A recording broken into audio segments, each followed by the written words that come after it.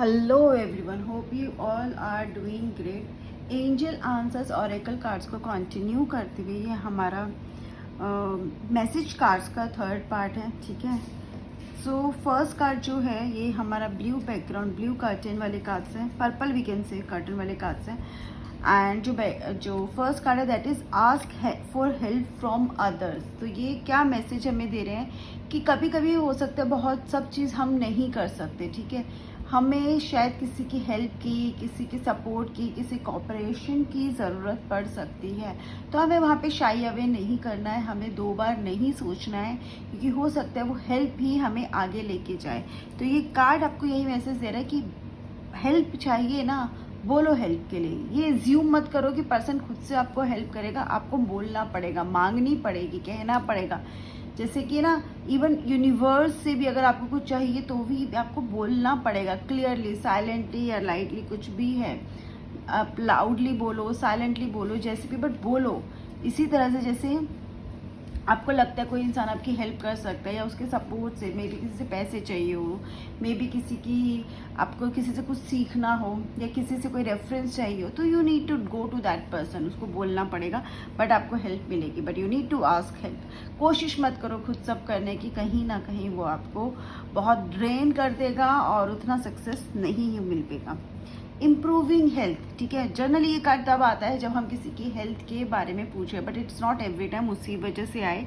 Improving health it's very clear कि health में improvement होगी। अगर आप हेल्थ के लिए क्वेश्चन है तब ये कार्ड आया, तो मतलब हेल्थ के बारे में आप बहुत कंसर्न्ड हो, अपनी या किसी की भी, तो उसमें इम्प्रूवमेंट होगा। अगर ये कार्ड जनरली आ रहा है एज ए गाइडेंस, तो इसका मतलब ये कि you need to focus on yourself. कहीं ना कहीं आप डिसिप्लिन नहीं फॉलो कर रहे हो, आपकी ईटिंग हैबिट सही नहीं है, कोई ना कोई ऐसी आदत या कुछ ना कुछ ऐसा है जो आपको अफेक्ट कर सकता है। It could be over thinking also, कि वो भी डायरेक्टली आपकी मेंटल हेल्थ को अफेक्ट करती है।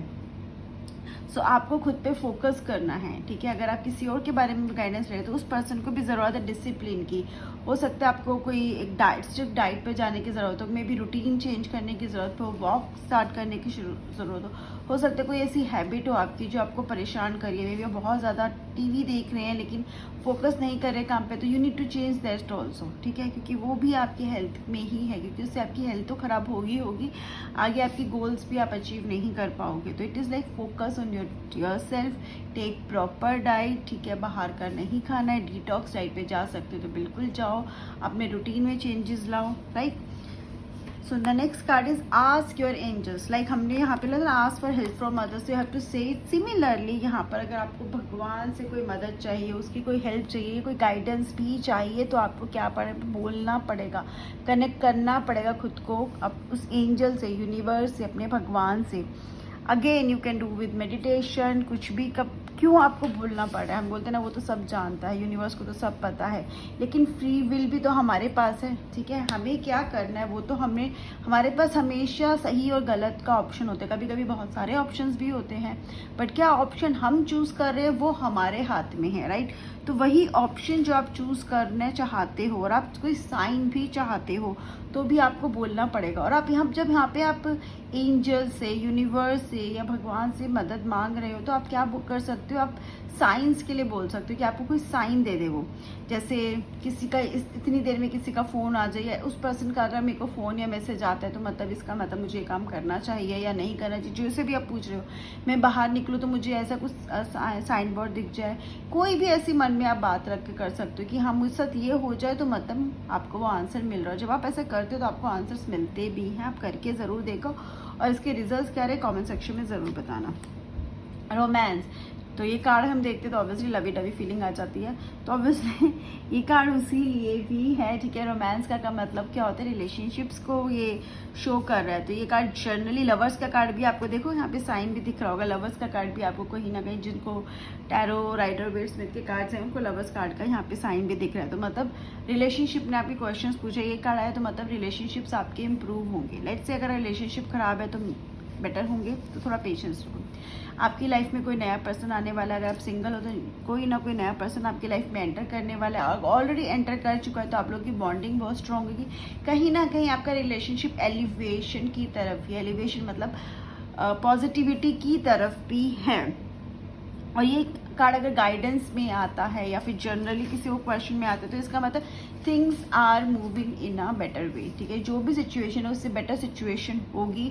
गाइडेंस का मतलब ये यू नीड समवन जिसके साथ आप डिस्कस कर सको, जिसके साथ आप अपनी बातें शेयर कर सको, तो भी शायद आप अच्छे डिसीजंस ले पाओगे। तो अगर गाइडेंस नहीं है तो मतलब you need someone to connect. आपकी लाइफ में कोई ना कोई मिसिंग है, आपकी लाइफ में वो लव मिसिंग है, आपकी लाइफ में वो पर्सन मिसिंग है जिसके साथ आप सब कुछ शेयर कर सकते हो। Need to get that, okay. Next and the last card of this of today is compromise.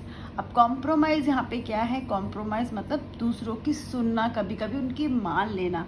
हमेशा जो हम बोलते हैं हो सकता है वो ठीक हो, बट तरीके अलग अलग हो सकते हैं। हो सकता है हमें लगता है कि ये काम हमारे हिसाब से हम जैसे बोल रहे वैसे होगा, लेकिन दूसरों का ओपिनियन भी हमें सुनना चाहिए, उनको भी एक्सेप्ट। मे बी आपके तरह से वो बिल्कुल सही तरीका ना हो काम करने का, लेकिन उस तरह के से काम किया जाए तो आपको फ़ायदा भी हो सकता है। तो कॉम्प्रोमाइज़ का कार्ड है कि जो सिचुएशन में थोड़ा सा कॉम्प्रोमाइज़ करके चलो, थोड़ा सा दूसरों की सुन के चलो, थोड़ा दूसरों के ओपिनियन को वैल्यू दो, रिस्पेक्ट करो, एंड ऑल्सो ट्राई टू एक मिड वे निकालने की कोशिश करो, ठीक है। कहीं ना कहीं ये सिचुएशन ऐसी है कि यहाँ पर आपको थोड़ा बैलेंस बनाने की ज़रूरत है। यहाँ पर आप अपनी अपनी नहीं कर सकते, यहाँ जिद नहीं पकड़ सकते हो, यहाँ पर आप ईगो भी नहीं रख सकते हो। कॉम्प्रोमाइज़ करने की ज़रूरत पड़ेगी। लाइक हो सकता है आप जॉब के लिए ट्राई कर रहे हो, बट उतना अच्छा पैकेज आपको नहीं मिल रहा जितना आप एक्सपेक्ट कर रहे हो, बट अभी सिचुएशन है, कॉम्प्रोमाइज़ कर लो। जो मिल रहा है वो ले लो, क्योंकि आगे अच्छा होगा। क्योंकि अगर आज ये सिचुएशन जो है उसमें बस आपको कॉम्प्रोमाइज़ करना, आगे आपके फेवर में रहेगा। हो सकता है कि आप बिजनेस डील किसी से करने की कोशिश कर रहे हो, बट उसके टर्म्स एंड कंडीशन आप मैच नहीं कर पा रहे हो। अगर ये कार्ड आया तो आपको गाइड कर रहे हैं कि जो भी टर्म्स एंड कंडीशंस हैं, जितने में आप मान सकते हो उतना एक्सेप्ट कर लो, ठीक है। हर चीज़ आपके हिसाब से शायद ना हो, लेकिन कॉम्प्रोमाइज़ करके आपको बेनिफिट्स ही होंगे, नुकसान नहीं। ये कार्ड आपको ये बोल रहा है कि जब आप कॉम्प्रोमाइज़ करोगे ना, आपको पॉजिटिव रिजल्ट्स मिलेंगे, नेगेटिव नहीं मिलेंगे, ठीक है।